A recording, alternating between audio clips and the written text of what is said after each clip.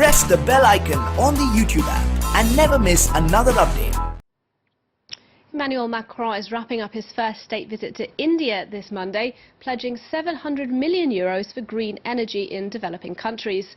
Solar power has topped the agenda on much of his trip, with Narendra Modi trying to position India as a world leader in renewables by 2030. Macron is today in the holy city of Varanasi, where he's opening a landmark new solar plant there.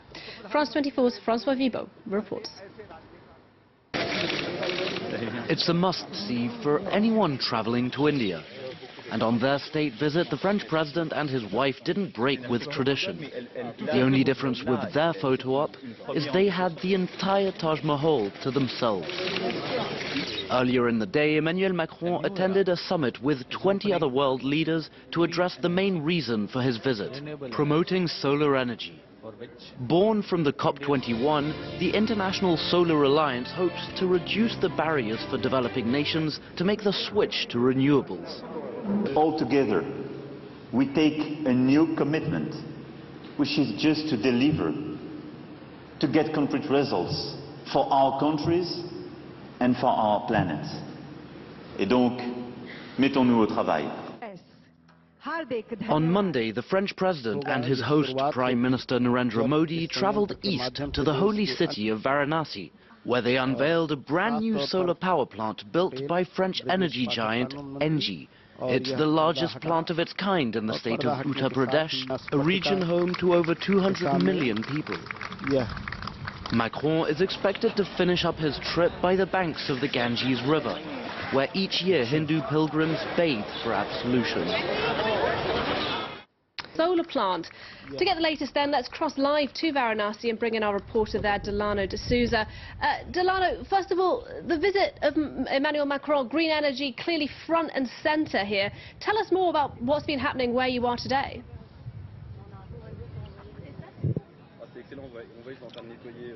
Well, that's right. Firstly, slight correction. Emmanuel Macron is in the city of Mirzapur, inaugurating the solar power plant built by French company Engie that 100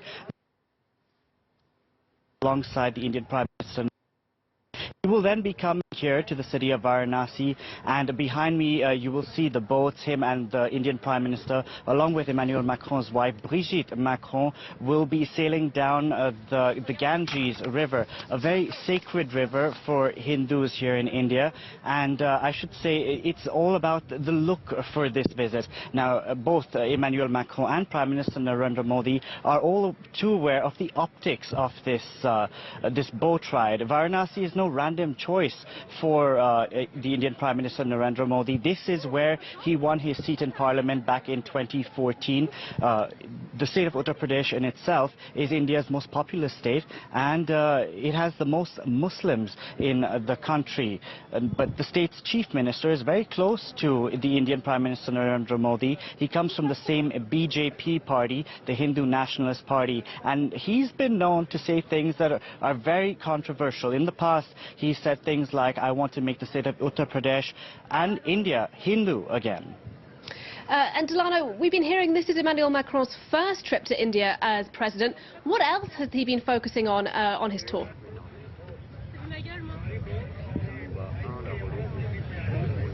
Well, this three-day visit has been jam-packed for Emmanuel Macron. The key takeaways on the French side, obviously, have to be those 13 billion euros worth of deals that were announced on Saturday. For the Indians, it's all been about the defense. You know, we've had that big announcement that came when the two leaders first spoke together, and France enjoyed access to each other's naval bases in the Indian Ocean. Now, this is a huge takeaway because they're saying that this come together to tackle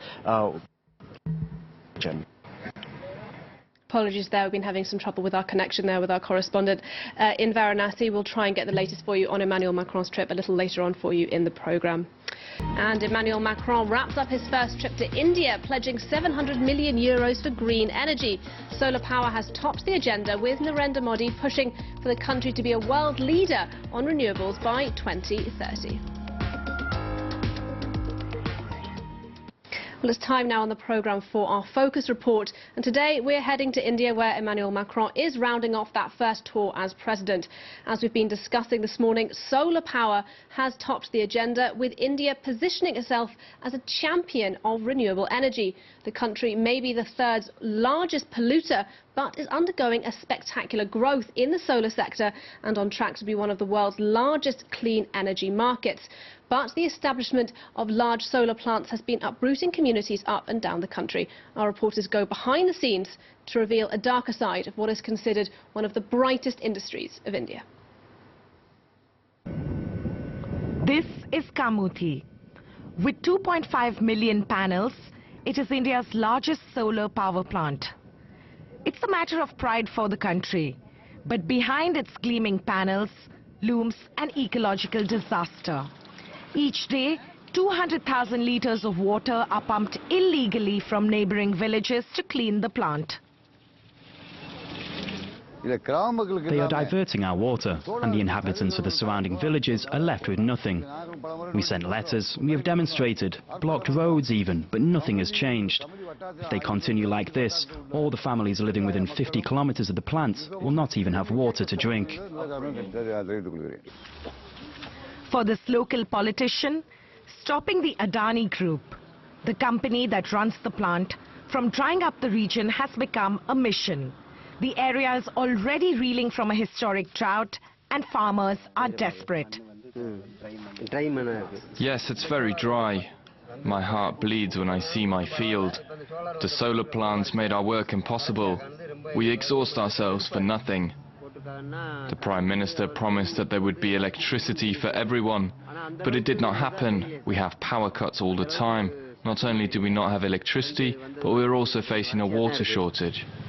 Solar plants take up a lot of space and often require evicting people from their land. Neemuch Solar Power Station in central India covers an area of 300 hectares. That's as large as 18 football stadiums. That was my house, and behind was my field. We were growing corn and soybeans. But then they built this wall. They took over the whole area and had a lot of construction work done. I tried to stop them, but they called the police. I ended up at the police station myself. Like many Indian farmers, Savara did not own the land he cultivated. He simply used it. That's the proof that I paid a fee for 15 years to use this field. Savara was forced to leave with his children and animals.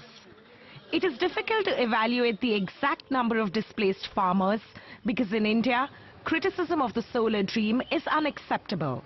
Prime Minister Narendra Modi has made it a personal priority. In November 2015, at the Paris Climate Conference, he joined hands with France to launch the International Solar Alliance, an organization dedicated to the development of renewable energy. The idea is to give countries, who mostly have the sun as a main energy resource, the tools for development. The French and Indian governments have intensified their campaign and have established a $1,000 billion fund for investment. 2 years later, the International Solar Alliance already has offices on the outskirts of New Delhi. But they're nearly empty. The organization only has 10 employees so far. Of the 121 countries that signed up, only 22 have ratified the agreement. Neither Canada nor the United States are amongst them. Today, a Bangladeshi delegation of solar panel manufacturers is visiting. They want to sell their technology to the alliance. African countries, it's a huge market for a lot of people. It's a 3 billion population globally that has not been yet served with energy. A huge market that's also quite chaotic. In recent months, following a drop in the price of solar energy, buyers, including Indian public institutions, have not honored the contracts they signed. But so, are you really playing the role of a manager here? We're just starting out, so we don't have a managerial role, but we play the role of an aggregator, a facilitator. They are certain that the future is bright. But if their contracts are not fulfilled, the sector could lose up to $6 billion. And the bright is there, we take the brightness to outside of the world. Thank you. So you go ahead. Today, it is primarily the Chinese who dominate the market. 70% of the solar panels sold in India come from China. As in this small factory, the only Indian thing about these solar lamps are their names. Do you see these little diodes? They are all imported. All our products come from Taiwan, Korea, and especially China. We only assemble them here. The Indian Prime Minister has made the Make in India program central to reviving the economy. We see on television, in the newspapers, that the government is more and more ambitious regarding its solar projects. But for small companies like us, there is no help made available.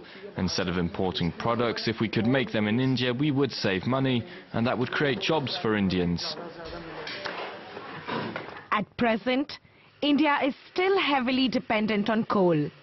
But Prime Minister Modi has promised that the sun will power 60 million homes by 2011.